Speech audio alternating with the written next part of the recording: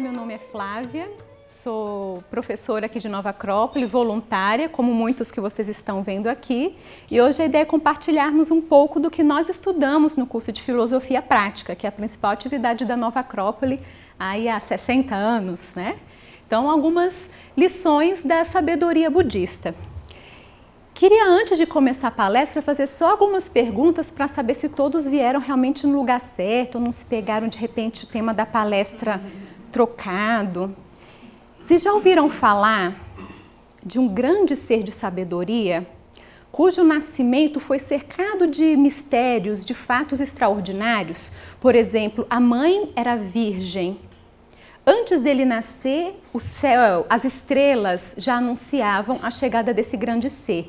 E astrônomos, sábios, reis de vários países, de várias nações, reconhecendo esse sinal celeste, falaram: nasceu um grande ser de sabedoria. E foram visitar esse grande ser levando presentes. Desde criança, este grande ser impactava todos com sua sabedoria, com a sua maturidade, diferente de todas as outras crianças e jovens. Passou por muitas provas, foi tentado por demônios, venceu a si mesmo e, portanto, por ter vencido a si mesmo, representa um grande referencial de sabedoria, bondade e amor à humanidade. Já viram essa história? De quem estou falando? Não, gente, do Siddhartha Gautama, o Buda. Mas vocês não sabiam? É. Foi. Ai, eu pensei que vocês tinham vindo assistir a palestra sobre Siddhartha Gautama. É sobre isso que nós vamos falar um pouquinho, o porquê de estarmos falando de budismo, né, de sabedoria budista, numa escola de filosofia. Porque vemos que, assim como essa luz branca, né, que bate num prisma e se decanta em muitas cores, os ensinamentos que são atemporais, que não têm pátria, que não têm dono, que pertencem à humanidade, também eles necessitam de um canal para ser transmitido, né, que é essa pedra aí. Então, quando bate essa luz, a sabedoria encontra com um canal de transmissão, ela toma uma cor específica. Então, portanto, lá na Índia, ou atual Nepal, nasceu Siddhartha Gautama, uma dessas cores. E o que, portanto, a filosofia quer fazer, tanto com o budismo como tantas outras religiões e expressões de sabedoria, é captar a essência que está por trás. Portanto, o que nós vamos fazer hoje é botar o outro prisma aí. Não vamos falar de rock hoje não, tá? É falar de como reconhecer essa sabedoria que está por trás de todas as religiões, das ciências, das artes, da política, que é o que nós fazemos aqui no nosso curso de filosofia, né? Portanto, um requisito para fazer esse estudo comparativo é querer ser uma pessoa melhor. Não necessita ser de qualquer religião, de qualquer condição social. Basta querer aprender um pouco e reconhecer a essência que está por trás desses ensinamentos. Estão preparados? Então vamos conhecer um pouquinho sobre o budismo e sobre Siddhartha Gautama, que foi este grande ser de sabedoria que trouxe profundas lições para nós. Quem sabe esses ensinamentos ainda não possam ser úteis para nós hoje. Então um pouquinho do budismo. Hoje em dia, não é a primeira vez que eu dou essa palestra sobre budismo, e uma vez vieram me perguntar sobre qual budismo eu iria falar, sobre qual linha de budismo. Eu falei, e agora? Porque são tantas, eu nem conheço todas, né? Então, o que nós vamos falar aqui é das origens, da essência do budismo, e pensar que ele nasceu com Siddhartha Gautama, né, com uma dissidência lá do brahmanismo na Índia, e, na verdade, Siddhartha Gautama nasceu numa cidade chamada Kapilavastu, que se localiza no território onde atualmente é o Nepal. Então, ali no meio, vocês veem no território vermelho ali a Índia, um pouquinho acima, um território ali esverdeado entre a China e a Índia, é o Nepal. Mas logo depois, né, da morte de Siddhartha Gautama e com a proliferação dos ensinamentos, o budismo ganhou terreno e se propagou em muitas localidades do Oriente, né? Vemos no Tibete, o budismo tibetano, que é bastante tradicional, também na China, no Japão, e até o início do século XX era a religião com maior número de adeptos. no mundo, né? Hoje está entre as 5 maiores religiões do mundo. Então, como acontece com muitas outras religiões, ao se espalhar, ao se propagar, toma características peculiares, específicas de cada local. O que nós estamos fazendo aqui é o caminho inverso, pegar a essência de cada uma delas. Buda, essa palavra é uma palavra genérica, né, que significa iluminado, aquele que atingiu Budi, né, que é uma palavra em sânscrito, que significa intuição, ou seja, um acesso direto à sabedoria, um acesso direto ao conhecimento sagrado. Para vocês terem ideia, a mesma palavra, a mesma expressão Budi, em grego é Christos. Significa, portanto, que qualquer ser humano que completar a sua etapa de desenvolvimento, ou seja, se tornar um ser humano pleno. E é interessante perguntar isso, o que significa ser um ser humano pleno? Quando é que nós sentimos plenitude? Em todos os momentos da vida sentimos plenitude ou em alguns mais e outros menos? Alguns mais, né? E esses alguns menos seriam certamente, acho que posso adivinhar aqui um pouco, naqueles momentos em que não damos respostas tão humanas para a vida. Muitas vezes, né, claro que ninguém aqui nesse auditório, mas em outros auditórios, às vezes as pessoas dão respostas iguais aos animais, ou igual às plantas, ou igual às pedras. Por exemplo, se queremos fazer um ato de generosidade para com outra pessoa e às vezes resistimos, não saímos do lugar porque estamos presos a uma inércia, a um comodismo, uma pedra também reage dessa forma. Quando propomos para uma pedra uma aventura de vida, né, então a vida fora dos padrões comuns, normais, de mera sobrevivência, ela também fica lá paradinha.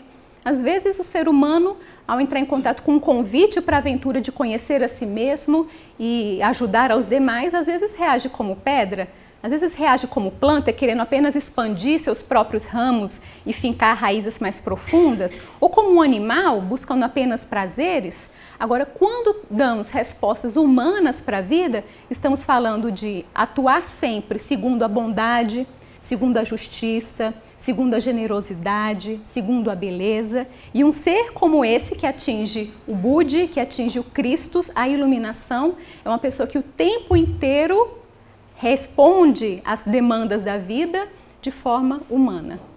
Ele é um homem completo, um ser humano completo. E que por isso, por ser completo, representa para nós, humanidade, um modelo digno a ser seguido, né? Digno a ser copiado. Porque todo mundo, quando vai, por exemplo, abrir uma empresa, quem aqui é empresário? Tem algum empresário aqui? Algum corajoso? Não, mas dizem que quando alguém vai abrir uma empresa, ela não parte do zero, ela vai lá no Sebrae se capacitar, porque eles já tiveram muitas experiências, muitos modelos de empresas bem-sucedidas e, portanto, a partir daquele modelo, isso vai poupar muito tempo. E esses seres humanos, portanto, esses grandes mestres de sabedoria representam esse modelo e que, portanto, não poderíamos, não necessitaríamos gastar tanto tempo da nossa existência com tantos erros se podemos já aprender com quem já está lá na frente, com quem já percorreu o caminho. Outra coisa interessante é que o Siddhartha Gautama, que foi um dos Budas, ele não deixou nada escrito. Todos os ensinamentos que chegam até nós partiram de uma experiência dele, então foram experiências de vida do próprio Siddhartha Gautama, porém foram compilados pelos seus discípulos, que ele começou com um pequeno núcleo, um sangha, que é como se fosse uma comunidade de mais ou menos 12, quanta semelhança, né? Mais ou menos 12 discípulos, e a partir desses 12 foram expandindo. E, portanto, mais ou menos 400 anos após a sua morte, seus discípulos compilam esses ensinamentos. E algum deles que chegam até nós, dentre eles, e o principal que podemos destacar, essa obra denominada Cânon Pali. E ele é composto por 3 cestas, né, que chama Tripitaka, que significa 3 cestas. Significa que os monges iam escrevendo as obras em pergaminhos e aí enrolavam e colocavam numa cesta. Numa delas, na cesta Sutta Pitaka, ficava um livro dos ensinamentos. Dentre eles, dentro desse Sutta Pitaka, ficava o Dhammapada, que é uma das obras que nós estudamos no nosso curso de filosofia. A segunda cesta, Vinaya Pitaka, livro dos preceitos morais. E a terceira cesta, Abhidhamma Pitaka, livro de psicologia e filosofia. Não se preocupem, esses nomes não caem na prova, tá? Fiquem bem tranquilos. Então, são ensinamentos de Buda, parte da vivência dele, e são compilados e chegam até nós. São as nossas fontes. E o que significa o nome? Interessante que todos esses livros sagrados e mitos são repletos de simbolismos. Então, o próprio nome dos personagens, o nome das pessoas e cada elemento tem um significado, não é algo literal. Então, por exemplo, Siddhartha, o nome Siddhartha vem de Siddhis, que significam poderes, principalmente o poder sobre si mesmo. Não poderes de dominar ou de menosprezar os demais, mas poderes espirituais. E Gautama significa pastor de vacas. E para a tradição hindu, de onde vem o budismo, que o budismo já é uma, vamos dizer assim, uma heresia do hinduísmo, é um animal que representa o universo. Então, portanto, aquele que domina, aquele que tem total conhecimento das leis do universo, portanto, das leis da vida. Então, nasceu na cidade de Kapilavastu, no atual Nepal, e as datas também, como é comum para esses grandes seres, também é um pouco controversa. Então, as datas variam aí de 600 a 543 a.C. O nome do pai de Siddhartha Gautama também tem um significado interessante, era Sudodana, que significa arroz puro. O arroz que é um alimento, é como se fosse um alimento branco, puro, como que celestial, né? E a mãe, que se chamava Maya ou Mayadevi, significa ilusão luminosa, que seria um mundo material. Então, ele é filho do espírito do céu, do arroz puro, com a ilusão luminosa, com Maya, com a terra. É interessante, tem aqui algumas imagens que aí podemos contar um pouco da história de Siddhartha. Então, portanto, aí vemos, são imagens meramente ilustrativas, do rei Sudodana e da rainha Maya. Eles eram reis, viviam em Kapilavastu, um reino muito próspero, muito rico. E chegou o momento de terem filhos, tiveram Siddhartha. E Siddhartha, portanto, foi criado no reino de Kapilavastu com todos os cuidados dignos de um príncipe. E como é comum aos pais, quem é pai, quem é mãe, já deve ter tido esse sentimento de querer proteger o filho, querer que o filho não passe pelas mesmas dificuldades pelas quais os pais passaram, não foi diferente com os pais de Siddhartha. Eles deram toda a proteção, todo o cuidado extra para que nada de mal acontecesse ao pequeno Siddhartha. Era tanta essa preocupação que eles não queriam que tivesse nenhuma pessoa feia, nenhuma pessoa com traços de velhice, com traços de doença, e tudo que Siddhartha via era belo, era íntegro, era nobre. E assim ele cresceu. Aqui uma imagem também falando da concepção, de Siddhartha. Então conta a história que Maya, a mãe de Siddhartha, teve um sonho com um elefante, Ganesha, que é um deus que representa a sabedoria. Sonhou com Ganesha, diz que Ganesha roçou o seu braço e que a partir disso Maya ficou grávida de Siddhartha. Agora vejam, se interpretarmos literalmente esse fato, parece história para a criancinha dormir, Como assim? Uma mulher fica grávida porque sonhou com um elefante? Agora vamos ver o aspecto simbólico, o que isso significa, sonhar com um elefante ou um elefante aparecer. Como símbolo de sabedoria, significa que chega o momento, desta mulher, desse ser, gerar um ser de sabedoria, que uma das possibilidades de interpretação desse simbolismo, e que, portanto, diz que teve vários fatos mágicos na noite dessa concepção, e que foi uma mãe virgem, portanto, que significa uma pureza. Siddhartha também, quando nasce, diz a tradição que ele já nasce com tanta sabedoria, com tanto domínio das leis do universo, que ele já nasce andando e dando 7 passos em direção aos pontos cardeais, como se ele tivesse pleno domínio do tempo e do espaço. E foi, de fato, uma criança diferente. As imagens aí são muito bonitas, né? Bem ilustrativas. Acontece que Maya falece quando Siddhartha era muito pequeno e, como era tradição, o pai Suddhodana se casa com uma parente de Maya, que era Gautami. Então, portanto, Siddhartha foi educado por uma tia, se não me engano, era parente muito próxima. E aí temos aí uma imagem mostrando esse momento, né? Ilustrando esse momento. E Siddhartha, desde criança, tinha um temperamento diferente das outras crianças. Enquanto é natural de crianças quererem correr, brincar, jogar, Siddhartha era contemplativo, meditativo. E isso começou a preocupar os pais de Siddhartha, né? Porque como assim ele era diferente de todas as crianças, né? Como assim meu filho é diferente, não brinca, não corre? Quando foi crescendo e ficando mais jovem, gostava muito da companhia dos sábios, dos filósofos, dos adultos, gostava de meditar, gostava de falar sobre as escrituras sagradas. Isso começou a preocupar muito o pai de Siddhartha. Sabe por quê? Porque os garotos da idade dele já estavam tendo as pretendentes para casar.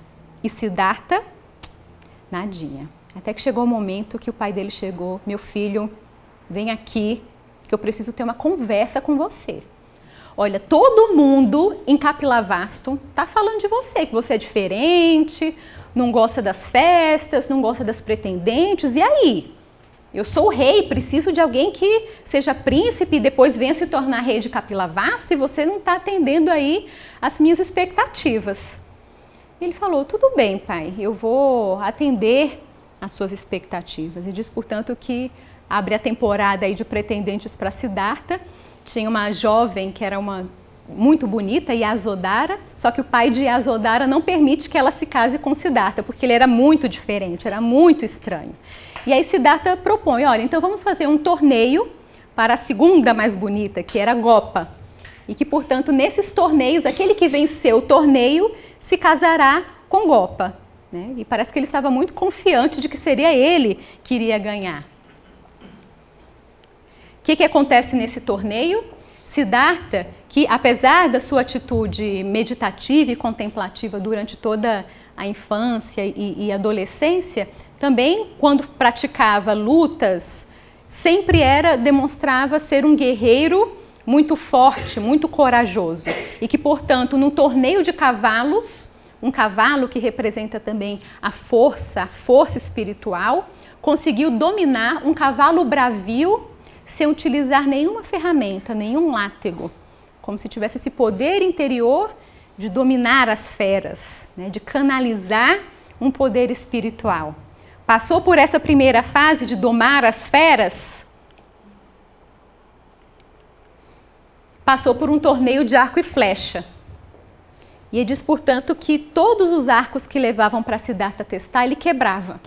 Pareciam feitos de palito de dente nas mãos dele. E que trazem um arco muito pesado dos seus ancestrais que nenhum guerreiro conseguia envergar.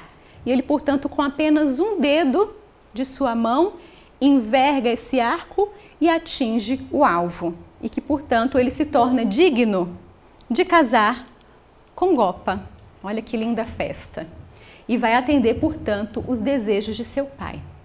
Ocorre, gente, que Siddhartha já há algum tempo vinha se perguntando sobre o sentido da vida. Por que ele estava lá naquele palácio, tudo confortável, tudo do bom e do melhor?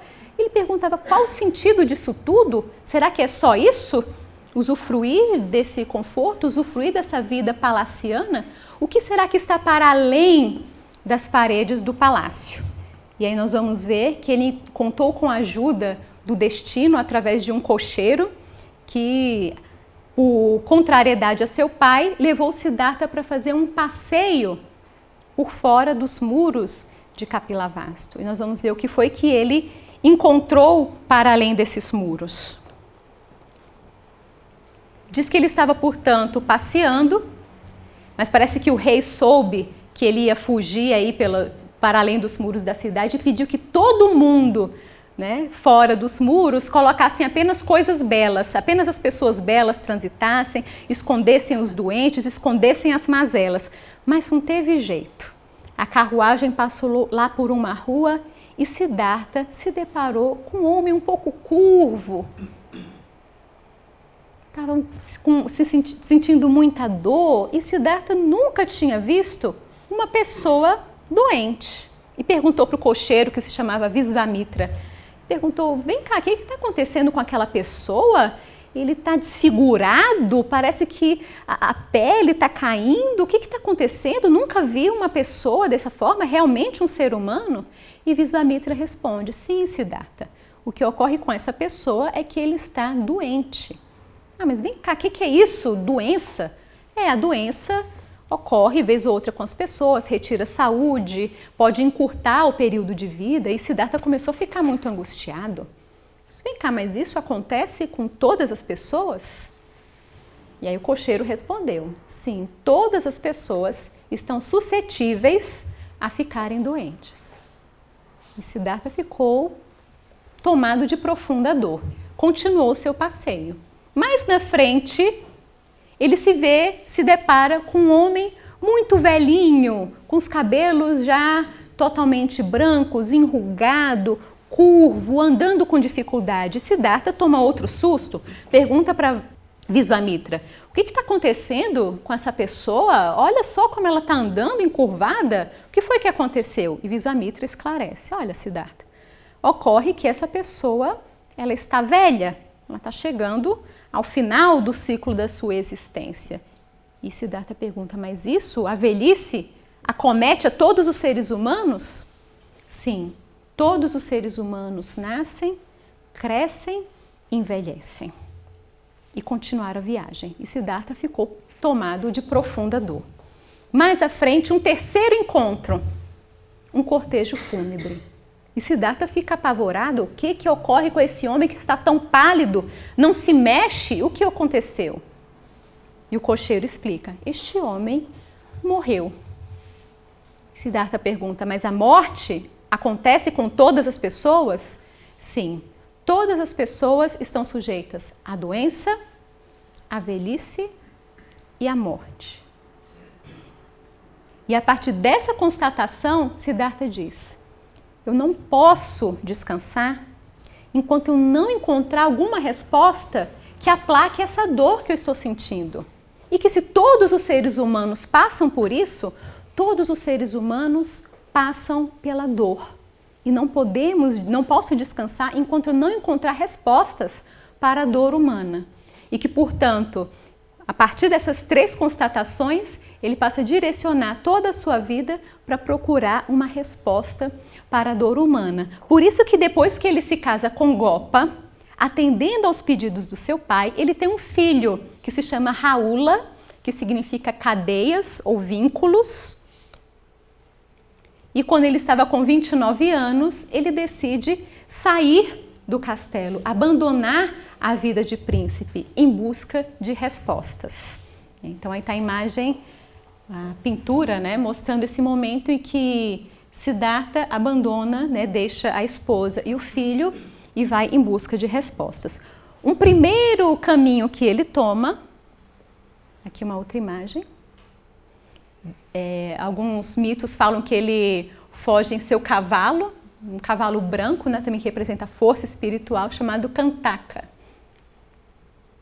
Diz que um primeiro momento, uma primeira experiência que Siddhartha vai ter é com o ascetismo. E o que significa o ascetismo? Significa a rejeição, a negação de todos os sentidos, de todos os prazeres. Tudo que aguça os sentidos é objeto de rechaço pelos ascetas, né? Por isso que a atividade simples do nosso dia a dia, como passar um perfume, nos alimentarmos, todo esse prazer que às vezes sentimos com coisas banais era totalmente rechaçados. Ou seja, qualquer estímulo sensorial, né, que aguçasse os sentidos era descartado. E apenas o essencial para sobreviver e ter experiências místicas. Então ele disse, já que eu já tive toda aquela experiência de excessos no castelo, com muito conforto, com tudo muito, agora acho que isso não vai me levar a encontrar respostas, vou para o outro extremo e se entrega, portanto, ao ascetismo. Ocorre que ele ficou muito debilitado porque ao negar o alimento, que o alimento ao ingerirmos sentimos prazer em ingerir o alimento. E como ele estava nessa atitude extrema de rejeitar os sentidos, passa a não se alimentar e chega um momento, e aí a imagem ilustra isso, que ele fica extremamente debilitado, aos pés da morte. E diz que nesse momento em que suas energias estavam se exaurindo, chega uma humilde camponesa, portando uma tigela de arroz, encontra Siddhartha desacordado e o alimenta com um pouco de arroz, e algumas outras versões falam que era arroz e leite, e que, portanto, o Siddhartha pode acordar e retomar a sua vida, porque ele estava prestes realmente a morrer. E aí ele se dá conta de um grande ensinamento. A partir dessa experiência que foi dolorosa, ele diz: nem o extremo da riqueza, dos sentidos, das sensações, nem o extremo, né, da total carência, da total falta de sentidos, nem um extremo nem outro podem levar à sabedoria. Temos que encontrar um caminho do meio, que não é nem uma média aritmética, né? Não é somar um e o outro dividir por 2, mas um ponto em que eu me encontre acima dessas circunstâncias e elas não determinem as minhas decisões. Há que encontrar um caminho do meio para se encontrar sabedoria, ou seja, não são os excessos, mas um caminho do meio. E que, portanto, é um dos temas mais importantes da doutrina budista, né? Encontrar qual é esse caminho do meio, né? Qual é o justo meio para as nossas ações. E diz, portanto, também que na sua trajetória, só concluindo essa parte sobre a vida de Siddhartha, diz que ele passa por muitos momentos de provações, sinal de que todos esses seres de sabedoria que passam por grandes provas nos ensinam que alcançar a sabedoria não é uma dádiva, não é algo que vem assim, você é especial, toma aqui um presente, sabedoria. Não, é fruto de esforço, de mérito, de uma conquista. Tanto que muitos deuses, em vários panteões, os deuses que representam a sabedoria geralmente são deuses guerreiros. Por exemplo, na Grécia, Atena, que representa a sabedoria, é uma deusa guerreira. E não que ela seja sanguinária, mas é porque realmente alcançar a sabedoria requer uma luta interior. Aliás, conquistar qualquer virtude. Já viram quando a gente se propõe a ser paciente? Quando não temos muita paciência, por exemplo, e temos em determinada situação que desenvolver paciência, por fora, pode até ser que consigamos colocar uma cara de tranquilidade, mas dentro é uma guerra. Até o ponto dessa tranquilidade, dessa paciência ser algo natural e espontâneo em nós, muita guerra interior vai acontecer. E assim com qualquer outra virtude. E que, portanto, esses seres nos mostram que a sabedoria é fruto de um mérito, de uma conquista individual e que nenhuma outra pessoa poderá conquistar sabedoria nosso lugar. Ela não se transmite. Felizmente, né? O mérito é algo justo na natureza. E que, portanto, tem um momento da vida de Siddhartha em que ele se senta a meditar embaixo da árvore Bodhi e é tentado por vários demônios. E é interessante porque às vezes aparecem imagens de belas mulheres sensuais dançando, aparecem ali ao lado vêm pessoas com cara de ira, animais, a morte. Então ele vence vários desses demônios, né, que para nós seriam os defeitos, seriam aquilo que nos atemoriza, né, a morte, a ira, a cólera, o egoísmo, a separatividade, tudo aquilo que torna a nossa vida pesada e nos torna pessoas menos humanas. Então ele consegue, portanto, vencer esses demônios interiores e, por fim, ele atinge esse estado de iluminação que é denominada de nirvana, né? Que significa quando se completa a experiência humana, esse estado de total plenitude. E diz que quando ele atinge a iluminação, atinge o nirvana, ele reencontra esses 5 monges ascetas, que foram os primeiros com os quais ele se encontrou ao sair do castelo em Kapilavastu, e que, portanto, se torna mestre desses 5 ascetas. É por onde começa, portanto, o Sangha de Siddhartha Gautama. Interessante isso, né?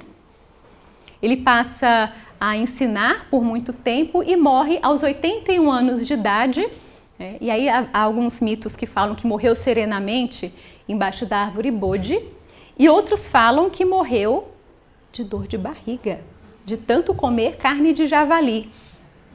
Agora, poxa, mas um ser de sabedoria morrer assim, brincadeira, né? De dor de barriga? O que será que representa a carne de javali? O javali também é um animal que representa, de forma simbólica, a força espiritual, né? A luta.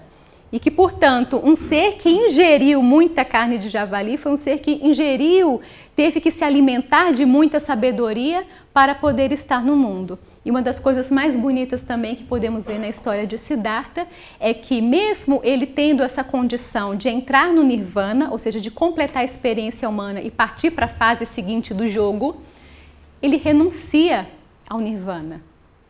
Porque ele diz que até enquanto o último ser não atingir também a iluminação, ele não descansará. Ele estará nas portas do nirvana, esperando cada um de nós, cada um dos seres, entrar no nirvana também. Então ele não quer ser o primeiro da fila, ele vai ser o último. Vamos correr, gente, porque ele está esperando lá.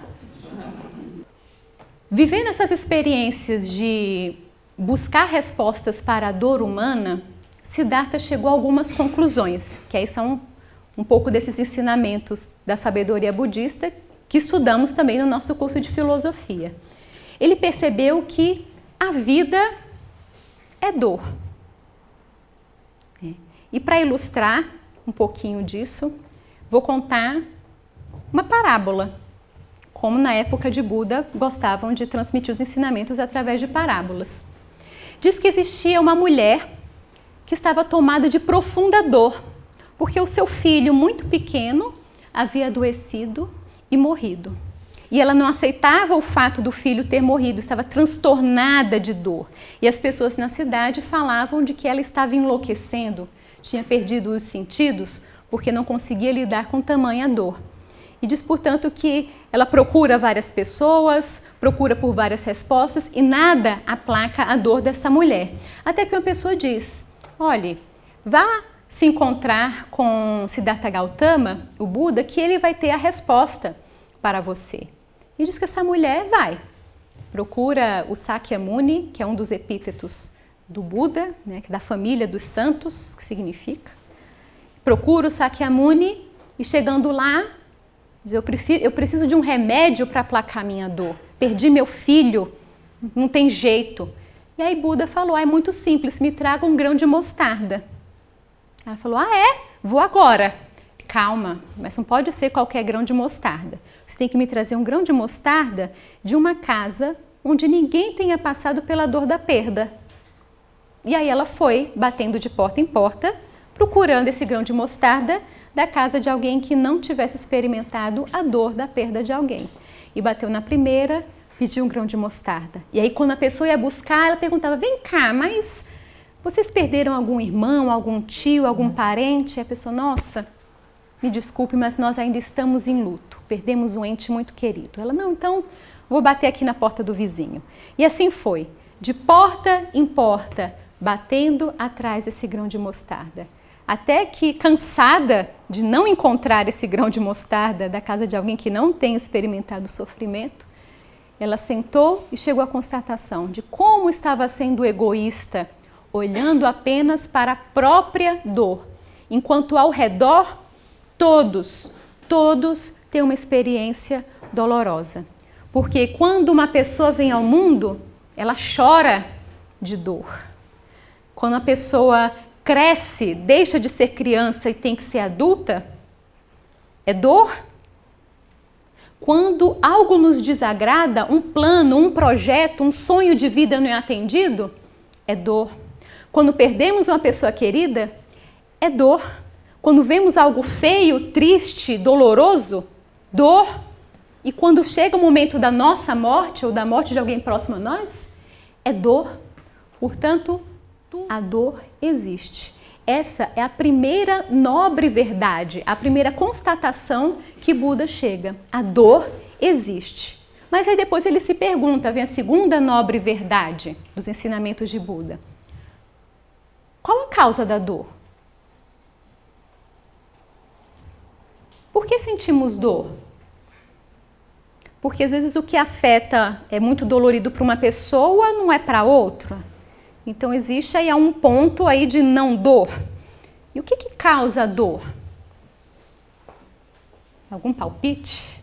Expectativa. Ah, expectativa. Expectativa. Por quê? Por que temos expectativa?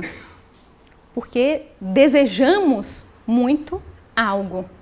Siddhartha vai chegar à conclusão de que a dor existe porque desejamos a eternidade das coisas que não são eternas. Ou seja, quem nunca comprou uma peça de roupa achando que ia ser a solução dos problemas? Não, essa daqui vai... Uma semana depois já nem lembra ou já não faz mais sentido, já está sendo um peso lá no guarda-roupa. Parece um exemplo banal, mas hoje em dia, quando se persegue, por exemplo, uma juventude física eterna, por que será? Por que não se aceita a velhice, a mudança de forma natural, a impermanência, já que é uma lei da vida, né? Tudo que nasce passa pelo seu ciclo de existência e em algum momento termina. Porque achamos que a nossa personalidade, o nosso corpo físico teria que ser eternamente jovem, indestrutível, imune a rugas, imune ao envelhecimento. E isso faz sofrer, porque muitas vezes achamos que aquilo que foi feito para perecer, para ser cíclico, é eterno.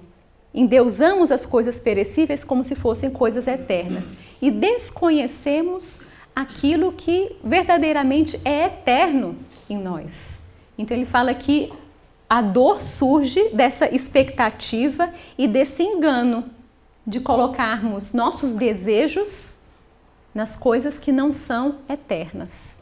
E aí aquela síndrome do carro novo, ou da TV nova, ou do iPhone novo, são tantas coisas, parece que a indústria explora um pouco da doutrina budista ao inverso em nós, porque daqui a 6 meses se lança um outro modelo de telefone, né? E aí já mudou, já é outro, necessita de outro, né? Então, eternamente querendo aquilo que, algo eternamente novo, mas que muda. E aí isso gera mais angústia. Enquanto que o que Buda vai nos ensinar com a terceira nobre verdade é como nos libertar da dor. Porque o tempo inteiro nós desejamos. No momento em que acordamos, desejamos ou ficar mais 5 minutinhos, ou a comida lá que já está esperando, enfim, do momento em que abrimos nossos olhos, às vezes até mesmo sonhando, são desejos, são expectativas, do começo ao fim do nosso dia. Como se libertar disso então? Aí ele vai dizer, a terceira nobre verdade, né, portanto, deixa eu passar aqui. A terceira nobre verdade seria como cessar a dor, como acabar com a dor. Ele vai dizer, é simples, a causa da dor, é simples, mas é complexo ao mesmo tempo, né? A causa da dor não vem de colocarmos a nosso critério de realidade em coisas irreais. Basta agora colocar nossa consciência naquilo que é real. Pronto, não é simples? Agora, o que é real em nós? O que é eterno?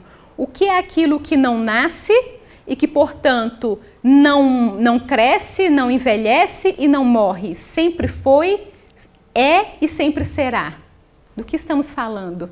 De que dimensão nossa estamos falando? Do nosso ser, da nossa alma, da nossa parte imortal. Siddhartha diz, ao invés de colocar tanta energia naquilo que naturalmente, de uma forma ou de outra, irá perecer, coloca o foco da sua vida naquilo que não perece. Busca as coisas do alto. Diz, se chegar o momento em que fixares a sua consciência naquilo que é eterno, você não vai ter mais necessidade, não vai ter mais sede de desejos das coisas perecíveis. Ele diz, no momento em que superarmos tudo isso e fixarmos a nossa consciência no real, não vamos precisar mais encarnar. Vamos sair do bosque das experiências, vamos atingir o nirvana. Digo, gente, a todo momento que eu falo nirvana, fica esse suspense. Porque o que é o nirvana? Digo, não sei, eu nunca cheguei lá, nunca atingi nirvana. Como é que eu falar de uma coisa que eu não sei o que é? Eu realmente não sei o que é o nirvana. Sei, segundo a tradição, que é esse momento de superação. Mas aí, para ilustrar um pouquinho, eu vou contar um outro conto budista, da tartaruga e do peixe. Vocês conhecem essa? Não? Diz que um peixinho vivia muito feliz no seu riachinho.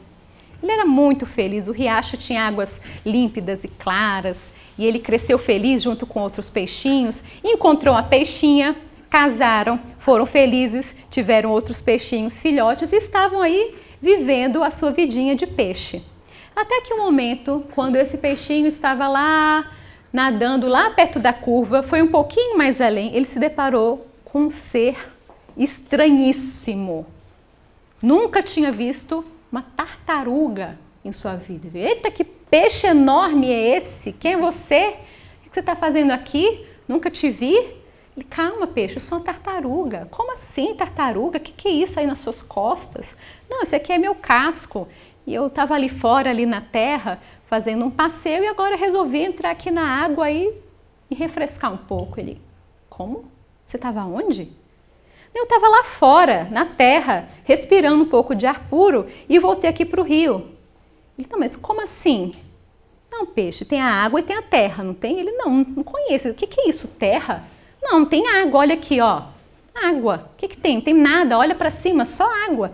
Não, para além da água, tem terra, tem ar, tem sol, tem plantas, tem seres que nem podem entrar na água porque morrem afogados. E o peixe ficou assim em parafuso. E a tartaruga ficou pensando, como é que eu vou explicar para esse peixe o que é lá fora, se ele não pode ir lá fora? Eu disse, olha, eu vou fazer um mal imenso a esse peixe, porque se eu resolver mostrar para ele o que existe lá fora, a terra e o ar, ele vai morrer.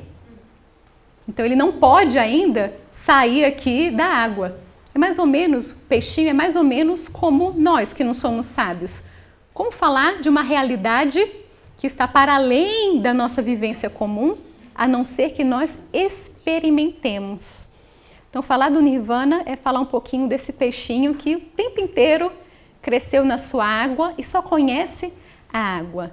Então, falar de coisas que estão para além desse mundo, desse estilo de vida que apenas luta por sobreviver, pode parecer um pouco estranho, mas só vamos saber se de fato ele leva a uma libertação, leva a um estado de plenitude humana, se o vivermos. E certamente ninguém aqui na Nova Acrópole atingiu o nirvana, mas um pouco mais de plenitude humana, isso sim. De se tornar uma pessoa um pouco melhor, sim. E é por isso que ao estudarmos um pouco sobre Buda e aplicarmos esses ensinamentos, vemos que de fato é um modelo humano digno a ser copiado no nível em que nós estamos, né? E que, portanto, as 4 nobres verdades, né, que Buda fala, né? A existência da dor, a causa da dor, a cessação da dor, que seria atingir o nirvana. Então, pronto, atingiu o nirvana, acabou a dor. Digo, tá, tudo bem, mas como é que se chega ao nirvana? Ele está tudo bem. Então, vamos colocar uma 4ª nobre verdade, que vai ser o caminho, as dicas para se alcançar o nirvana, a libertação, que ele chama de nobre óctuplo caminho. Então, vocês estão anotando? Se seguir isso todos os dias, o tempo inteiro, chega o nirvana, alcança a libertação. Libertação da dor através do nobre óctuplo caminho. Em que consiste o nobre óctuplo caminho? Então, são 8 modos de vida, 8 formas de encarar, de responder à vida, que devem ser realizados, compreendidos e realizados simultaneamente. Então, um está amarrado ao outro, né? Então, o primeiro deles, a primeira condição é ter retos pensamentos ou retas opiniões. Pode parecer uma coisa simples, né? Porque hoje em dia nós vivemos em um momento em que todo mundo tem opinião para tudo. Facebook, né? As pessoas gastam horas e horas do seu dia opinando, publicando lá suas opiniões. Mas eu pergunto, todas essas opiniões que nós todos emitimos o tempo inteiro, elas expressam a verdade ou muitas vezes elas estão repletas de enganos?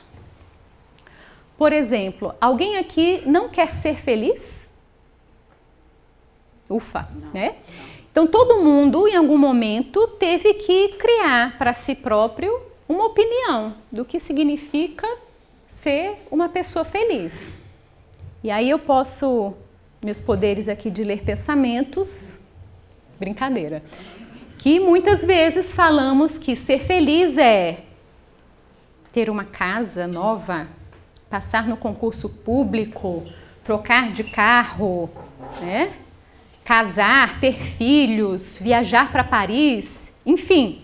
Muitas vezes colocamos nossas expectativas de felicidade, nossas opiniões sobre o que é ser feliz em coisas que, quando realizamos, às vezes nos traz um vazio existencial maior do que o que estávamos antes. Ou seja, tínhamos opiniões não tão retas, não tão verdadeiras assim, sobre o que significa ser feliz. E às vezes algo muito simples, às vezes de receber um sorriso de alguém, colocar água numa planta e ver que ela está crescendo frondosa, coisas simples da vida nos dão muita plenitude, né? Coisa chique é estar triste em Paris, né? Uma vez uma amiga minha chegou, nossa, mas eu viajei para Paris e me chegou um momento que eu sentei num banco assim, olhando para a Torre Eiffel e disse, nossa, como eu estou vazia. Eu digo, nossa, essa é realmente um vazio existencial chique. Mas não precisa ir lá para Paris para chegar a essa conclusão, né? É só um exemplo, mas para ver que muitas vezes, em muitas circunstâncias da vida, as nossas opiniões sobre o que deveria ser acertado e mais próximo da verdade são enganosas. E assim em tantos momentos da nossa vida. E por isso que a vida é bela, porque nos permite aprender. Se acertássemos o tempo inteiro, se tivéssemos retas opiniões e pensamentos o tempo inteiro, não estaríamos aqui na escola de filosofia. Porque o que nós buscamos aqui é justamente buscar ter um pensamento e opiniões cada vez mais próximos da verdade. Então, por isso que é um requisito, porque se eu parto de um engano, o restante vai ser também enganoso, não vai ser um caminho reto. Então, primeiro, amar a verdade, buscar um reto pensamento, uma reta opinião. Depois, um outro requisito, retas intenções.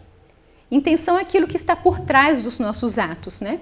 Muitas vezes, uma pessoa pode estar realizando um ato externamente muito bonito, mas internamente nem tanto.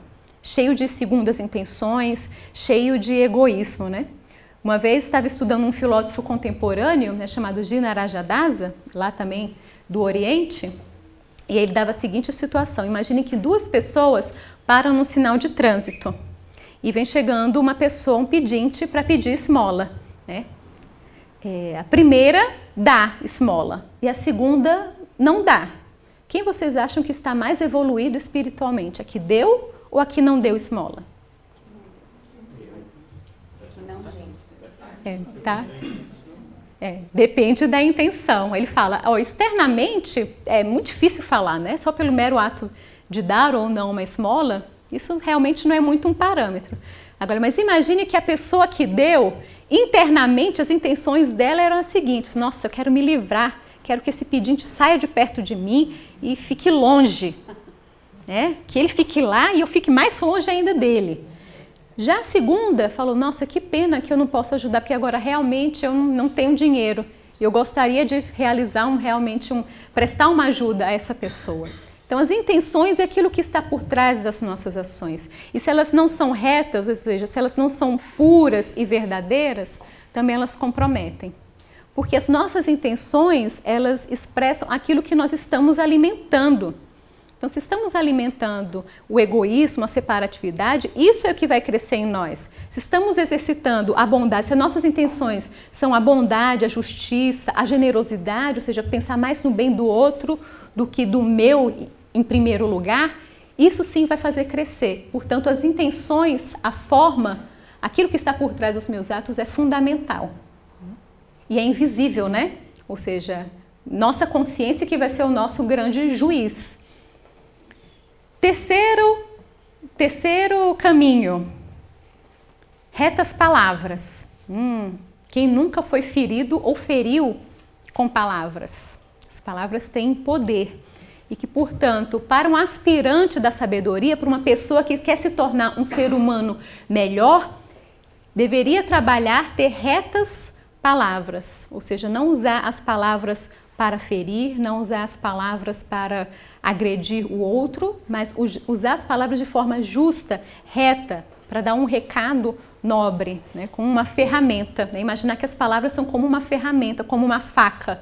Né? Serve para cortar, preparar bem um alimento, ou também serve para ferir, para matar, e com as palavras não é diferente. Né?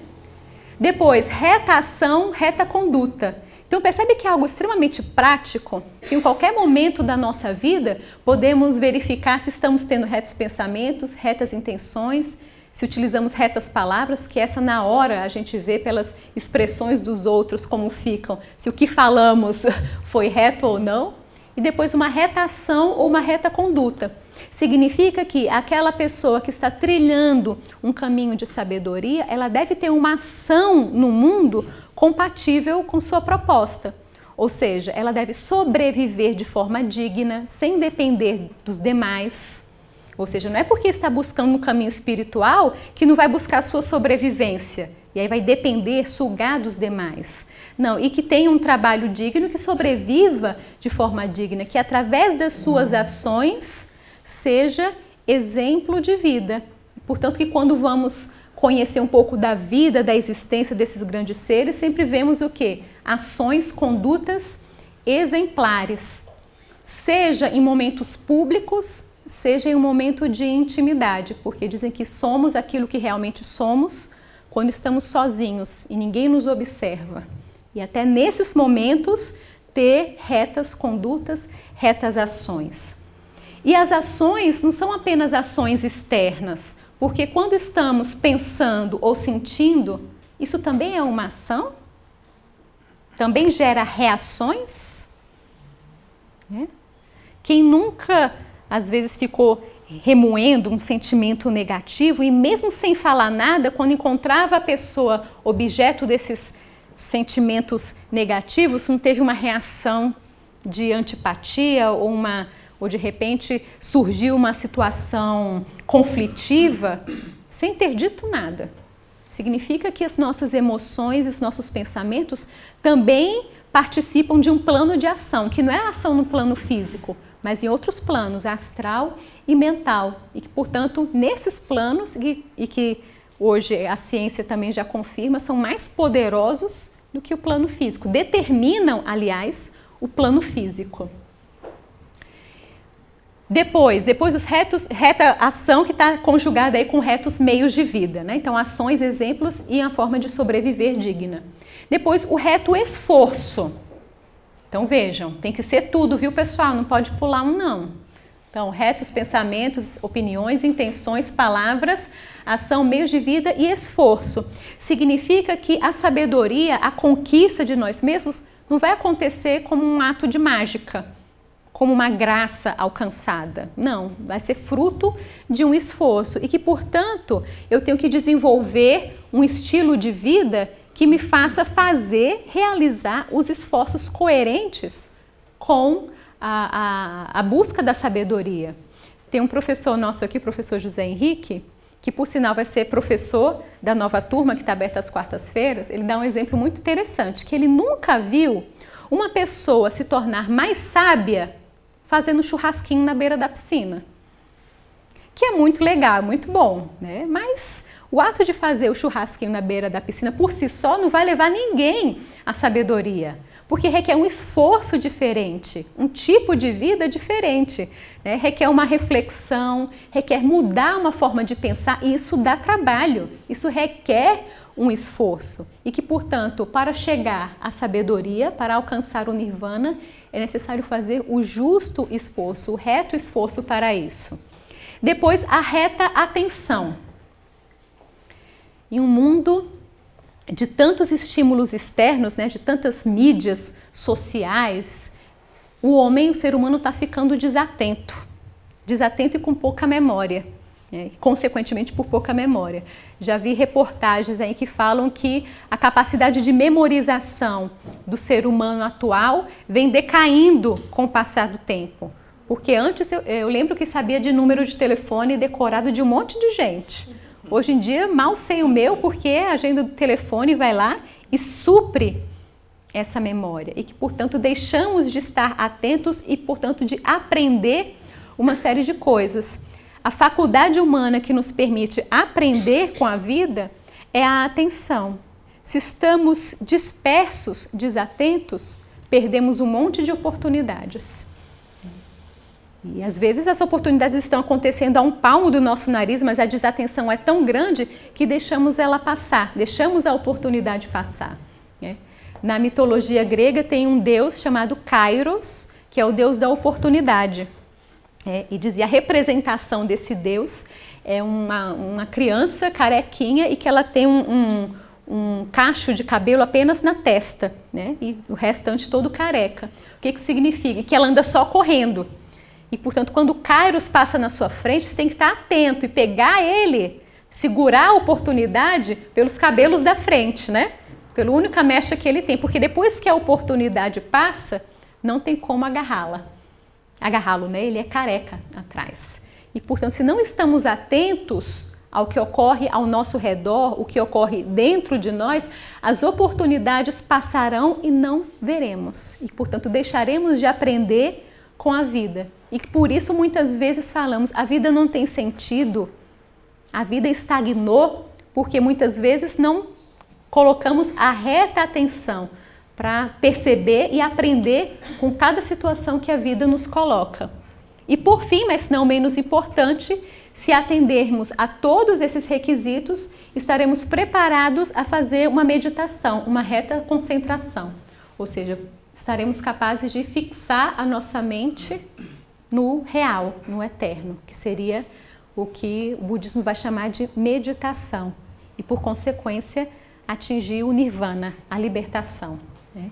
Então esse é o nobre e óctuplo caminho que faz parte, portanto, é a quarta etapa, é a quarta nobre verdade dos ensinamentos de Buda. Né? É claro que isso vem de uma tradição que ensina um homem a se chegar a um iluminado, mas para nós que ainda estamos dando os primeiros passos, serve como um referencial para sermos seres humanos melhores, onde estamos, no nosso ambiente de trabalho, com as pessoas que nos rodeiam, nesse momento agora, presente. E para concluir, trouxe alguns trechos do Dhammapada, lembram lá daquelas 3 cestas? E aí uma delas continha aí o Dhammapada, que é objeto de estudo do nosso curso de filosofia, né? E que peguei algumas frases que falam principalmente da importância de desenvolvermos o nosso aspecto mental, ou seja, cuidar dos nossos pensamentos, porque aquilo que pensamos determina o que somos, determina a nossa forma de viver. Se queremos mudar quem somos, se queremos mudar o mundo à nossa volta, deveríamos prestar muita atenção naquilo que pensamos, nas ideias que comungamos, enfim. Então, alguns trechos do Dhammapada. As condições nas quais nos encontramos são resultado do que pensamos, permanecem fundamentadas na mente, são forjadas por ela. Se o homem fala ou atua com uma mente impura, a dor o segue como a roda segue o casco do boi que puxa o carro. As condições nas quais nos encontramos são resultado do que pensamos, permanecem fundamentadas na mente, são forjadas por ela. Se um homem fala ou atua com uma mente pura, a felicidade o segue como a sua sombra inseparável. Ou seja, não existem sortudos ou azarados.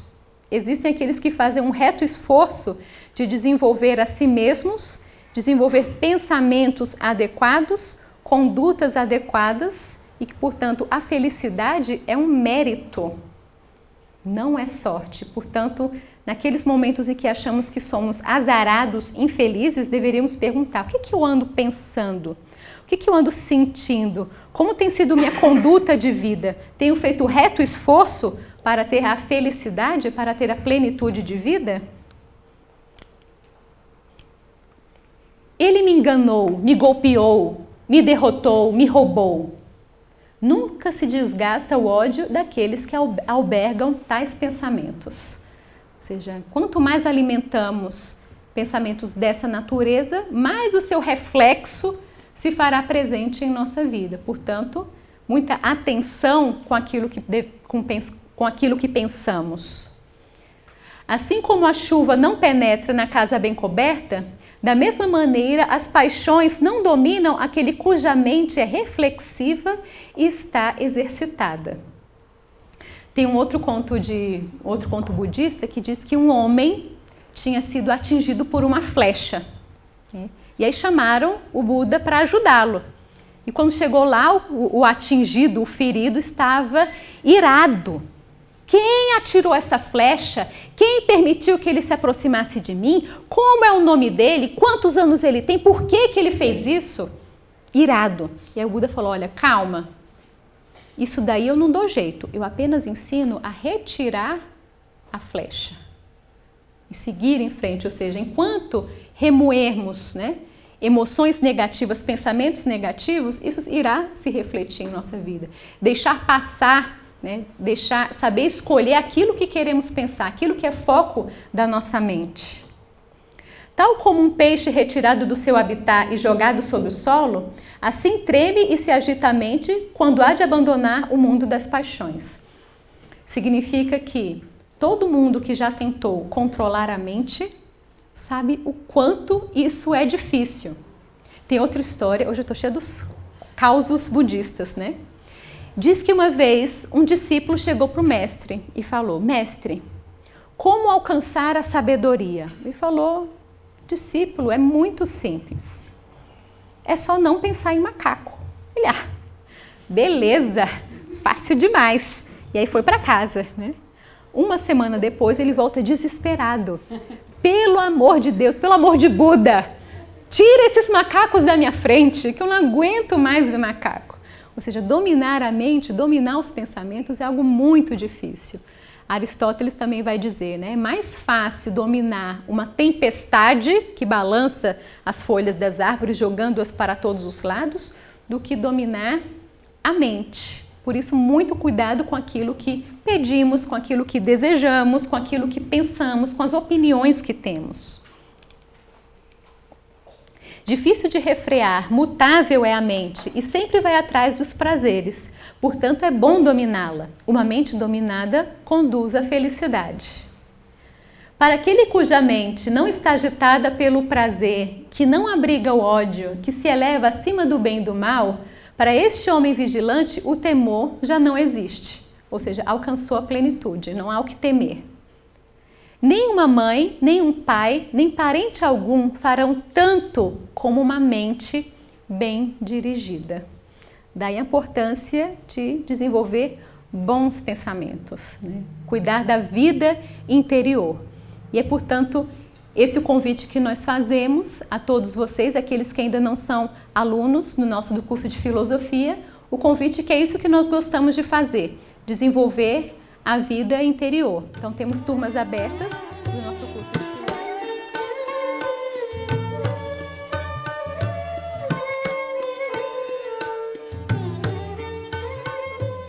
Prestamos atenção aos que estão ao nosso redor, de fato.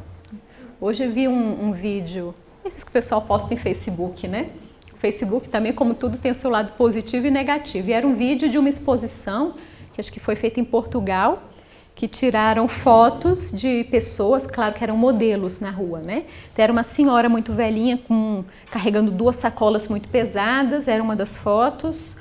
Outra era um carrinho de bebê abandonado. A outra era um turista perdido, com um mapa assim, sem saber muito bem para onde ia. E aí eles colocavam microfones ao lado dessas fotos para que os visitantes pudessem chegar em frente dessas fotos e dissessem se ajudariam ou não essas pessoas caso as encontrassem na rua.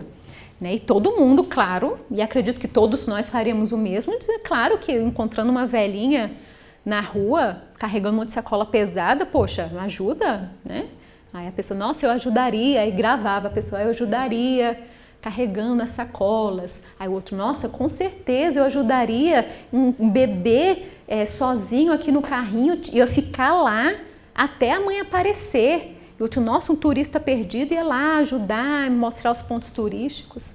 Aí depois o visitante era conduzido para outra sala e aí havia câmeras escondidas fora do museu, mostrava a pessoa chegando para a exposição, passando pela velhinha com as sacolas cheias, passando, mandando mensagem no WhatsApp, o carrinho do bebê ali do lado, né? O turista com o mapa aberto, a pessoa correndo, né, no piloto automático, ou seja, né, somos nós, é a nossa vida, né? Se não pararmos para estarmos atentos, tirar um pouco o foco do eu, né, de mim mesmo em primeiro lugar, em segundo, terceiro, quarto, vai ficar complicado, né? As oportunidades para desenvolvermos as nossas virtudes e dependermos dos outros para sermos melhores, vai ficar mais lento. Na verdade, gerou os dois. Na sua origem, então, por exemplo, o Buda, ele não fundou o budismo, não foi ele que fundou a religião, assim como não foi Cristo que fundou o cristianismo, nem Maomé o islamismo. Então, esses grandes seres, eles vêm dar uma mensagem, né? E por isso que muitas vezes falam em parábolas, falam em contos, porque tem uma mensagem muito simbólica. Para entender os símbolos, às vezes temos algumas chaves. Então, por exemplo, quem entende de música, pega uma partitura e consegue ler e cantar aquela partitura. Quem entende de química, pega aquelas fórmulas e entende, vê maravilhas ali. Eu fico olhando e digo, gente, para onde que vai isso, né? Porque tem a chave para interpretar aquilo. Então, o que a gente consegue muitas vezes interpretar desses ensinamentos é uma chave moral, é uma chave filosófica e que não extingue a existência de outros níveis de conhecimento ali também. Então, certamente para aqueles que estavam mais próximos, então eram os 12 apóstolos do Cristo, eram os 12 discípulos de Buda lá no Sangha, para esses que tinham contato com a vivência próxima, certamente superior ao que nós entendemos hoje por religiosa. Quando essa mensagem vai chegando, vai se disseminando, ela tem que se adequar à realidade das pessoas. Então, não dá para tratar um sábio, né, com o mesmo grau de exigência e de respostas para a vida de um ser humano normal, comum, que está dando os primeiros passos. Então, por isso que muitas vezes a mesma mensagem ela vai se adaptando e às vezes se diluindo ou se cobrindo de outras vestimentas até chegar a um âmbito maior de pessoas. E às vezes ela vai perdendo também o significado. Mas tudo ocorre de uma mesma forma, uma mensagem mística e que se desenvolve um pensamento filosófico e ao mesmo tempo religioso. Agora depende de quem vai atingir. Então, por exemplo, para um filósofo, nós não estamos interessados, por exemplo, nos ritos, né, nas cerimônias que algumas vertentes budistas possam ter, né? Respeitamos, não é impedimento nenhum, quem praticar uma ou outra religião, né, pode ter a que quiser, mas não é essa a finalidade. O que nós queremos não são os ritos, a parte religiosa cerimonial, mas a compreensão das ideias, e aí fazemos isso com qualquer religião.